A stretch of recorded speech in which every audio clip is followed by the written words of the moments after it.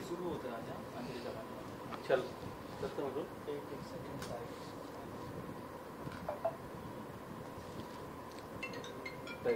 हे सगळे सायलेंट करा प्लीज. सायलेंट करा, फोन सायलेंट करा.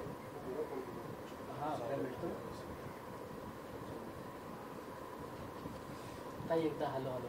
Hello Anjali checking. Phone silent ठेवा फक्त.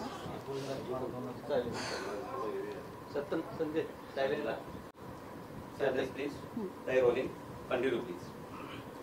नमस्कार. छगन भुजबळ आणि त्यांच्यासारखे असंख्य मंत्री जे अमाप भ्रष्टाचार करून अफाट पैसा कमवतात, त्यांच्या विरुद्ध तुम्ही कितीही लढला तरी काहीही होणार नाही याची त्यांना खात्री असते. आणि ती का असते त्याचा आत्ता आम्ही तुमच्यासमोर एक मोठा खुलासा करणार आहे.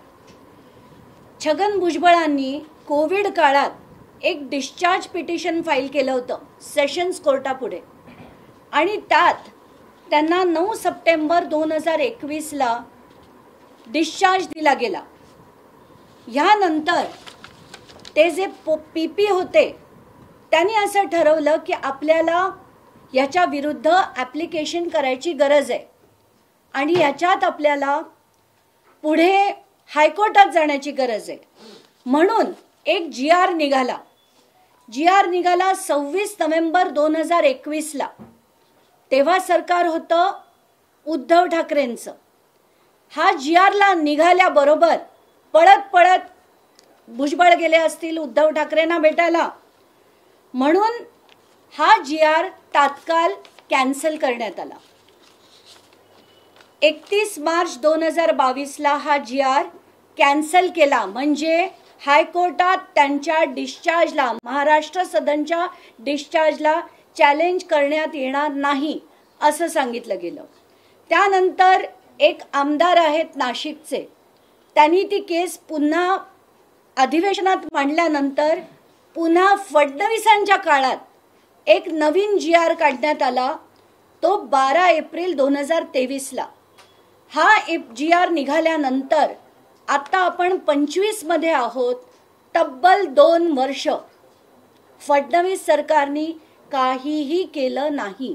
याच्यावर ते हायकोर्टात गेले नाहीत, याच्यावर ते लढले नाहीत आणि म्हणून भुजबळांसारखी माणसं धडाधड माझ्यावर डिफेमेशन केसेस करायला गेलेत.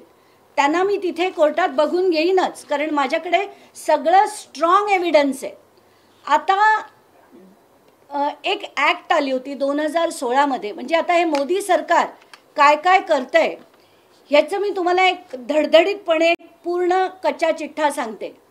पॉईंट नंबर 1, 2016 मध्ये एक बेनामी ट्रान्झॅक्शन प्रोहिबिशन ॲक्ट आली. आता ही कायद्याने आली ऑगस्ट महिन्यात, पण नोव्हेंबर 2016ला त्याचा GR निघाला, त्याचं नोटिफिकेशन निघालं. GR नाही, नोटिफिकेशन निघालं. 25 नोव्हेंबरला मी ताबडतोब देशातला पहिली तक्रार ही मी त्या बाबतीत केली. आणि त्याच्यात खरं कसं आहे की बेनामी ट्रान्झॅक्शन प्रोहिबिशन ॲक्टमध्ये 470 दिवसात कारवाई झाली पाहिजे, पूर्णपणे झाली पाहिजे असा त्यांचा पूर्ण एक टाईमलाईन आहे. तर त्या टाईमलाईन प्रमाणे त्यांच्यावर कारवाई झाली पाहिजे म्हणून मी पूर्णच्या पूर्ण 2 तक्रारी पाठवल्या 25 नोव्हेंबरला. या त्या 2 तक्रारी. आता पहिली तक्रार होती सगळ्या डायरेक्टर्सच्या विरोधात आणि दुसरी तक्रार होती ऑपरेटर्सच्या विरोधात. तर पहिली तक्रार जी डायरेक्टर्सच्या विरोधात होती त्याच्यावरही काही कारवाई झाली नाही आणि ऑपरेटर्सच्या विरुद्ध जी होती त्याच्यावरही काही कारवाई झाली नाही. म्हणून 1 वर्षांनी म्हणजे 2017 मध्ये मी पुन्हा एक कंप्लेंट केली की मरीन लाईन्सला एक अल जबरिया, तुम्ही कधी तिथे जा, अल जबरिया नावाचं एक बिल्डिंग आहे, ते पूर्णपणे भुजबळांनी विकत घेतलं आणि ते प्रचंड मोठं. आता तुम्ही मरीन लाईन्सचा भाव तुम्ही विचार करा किती अफाट असेल. तिथलं अख्खच्या अख्खं बिल्डिंग हे भुजबळांनी विकत घेतलं. त्याची तक्रार मी 2017 मध्ये केली दोघांना, इन्कम टॅक्सला आणि ईडीला. त्याच्यावर आधी इन्कम टॅक्सनी त्यांना प्रोव्हिजनल अटॅचमेंट केली, हे त्याचं आलेलं आर्टिकल. त्यानंतर ईडीनी त्याच्यावर पूर्ण चौकशी करायला सुरुवात केली. आता ही कधी केली तर 2021 मध्ये. आता त्याच्यानंतर भुजबळ पळत पळत हायकोर्टात गेले. हायकोर्टाकडनं त्यांना रिलीफ मिळालं आणि ते कशाच्या बेसिसवर मिळालं हे फार इम्पॉर्टंट आहे. त्यांना रिलीफ मिळालं कारण सुप्रीम कोर्टामध्ये एक गणेश डीलकॉम नावाची एक केस होती. तर त्या केसमध्ये त्यांचं असं म्हणणं होतं की बेनामी ट्रान्झॅक्शन प्रोहिबिशन ॲक्टच्या एका सेक्शनला चॅलेंज करण्यात आलं होतं आणि ती जी ऑर्डर झाली त्या बेसिसवर भुजबळांनी हायकोर्ट मूव्ह केलं आणि त्यांना दिलासा मिळाला. हा कधी मिळाला त्यांना तर डिसेंबर 2023ला त्यांना तो दिलासा मिळाला. आता या सुप्रीम कोर्टमधनं रिव्ह्यू पिटिशन तेव्हा फाईल्ड होतं, तर मी त्यातला एक भाग वाचून दाखवते. आणि त्या ऑर्डरमध्ये सरळ सरळ जे जुनी सुप्रीम कोर्टची ऑर्डर होती त्याच्यावर रिव्ह्यू होऊन ती सेट असाइड करण्यात आली आणि त्याच्यात सरळ सरळ लिहिण्यात आलं, या सगळ्या कॉपीज मी तुम्हाला देते. याच्यात सरळ सरळ लिहिण्यात आलं की the signed order and the judgement dated 23 August has been recalled. आता ही ऑर्डर आली त्यांची आणि त्यानंतर मी ताबडतोब, म्हणजे ही आली ऑक्टोबर 24ला, पण माझ्याकडनं 1-1.5 महिना उशीर झाला इन्कम टॅक्सला परत लिहायला आणि तेवढ्यात ते बीड प्रकरण सुरू झालं. म्हणून मला डिसेंबरपासून एप्रिलपर्यंत मी स्वतःला बीडच्या प्रकरणात पूर्णपणे झोकून घेतल्यामुळे मी एप्रिल महिन्यात पुन्हा कंप्लेंट केली इन्कम टॅक्सला आणि ही कधी केली 9 एप्रिल 2025ला. आता त्याच्यात मी त्यांना चार्जशीटची कॉपी, सुप्रीम कोर्टची आलेली नवीन ऑर्डर की मागची ऑर्डर सेट असाइड झाली आहे, आता तुम्हाला क्रमप्राप्त आहे की तुम्ही याच्या विरुद्ध तात्काळ कारवाई सुरू करा.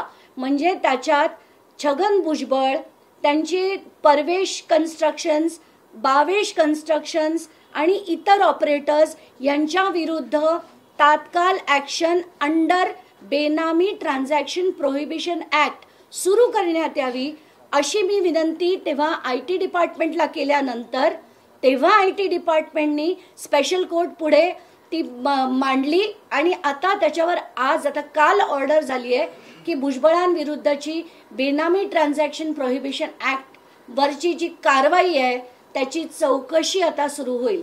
म्हणजे तुम्ही विचार करा की 2016 ते 2025 तब्बल 9 वर्ष म्हणजे ॲक्ट आणायच्या, छान छान फॅन्सी ॲक्ट आणायच्या.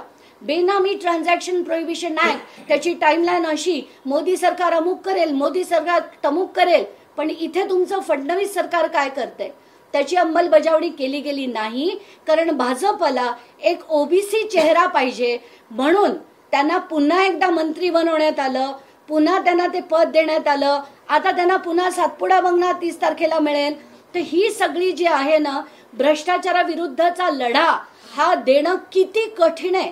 तब्बल 9 वर्ष झाली तरी आज तगायत तो पूर्ण होत नाही.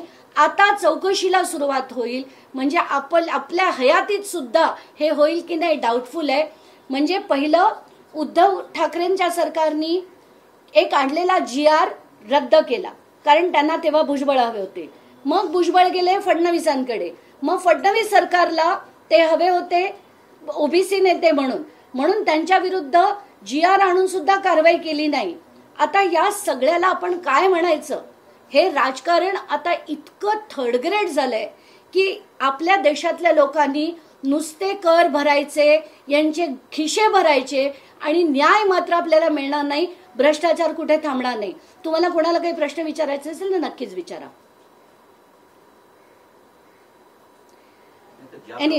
ज्याप्रमाणे छगन भुजबळांच्या बेनामी मालमत्तांची चौकशी व्हावी असे कोर्टाचं म्हणणं आहे, तर एकंदरीतच भुजबळांचा पाय खोलात गेलाय किंवा त्यांचे अडचणीत वाढ होईल असं म्हणता येईल?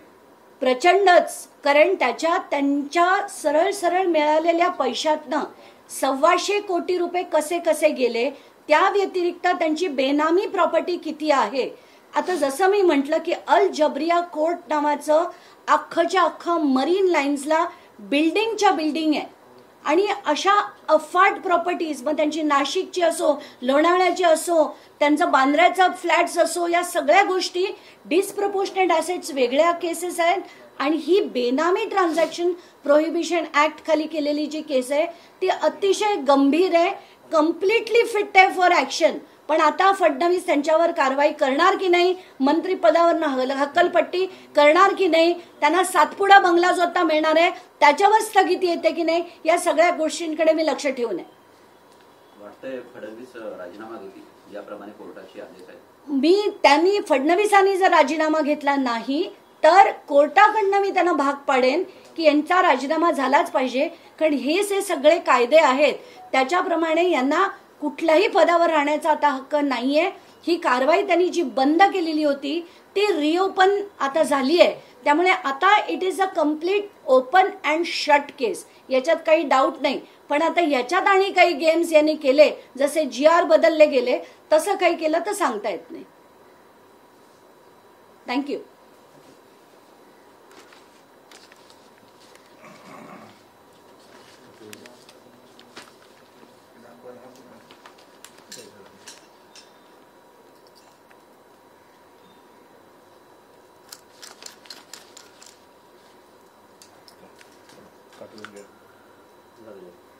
समाधी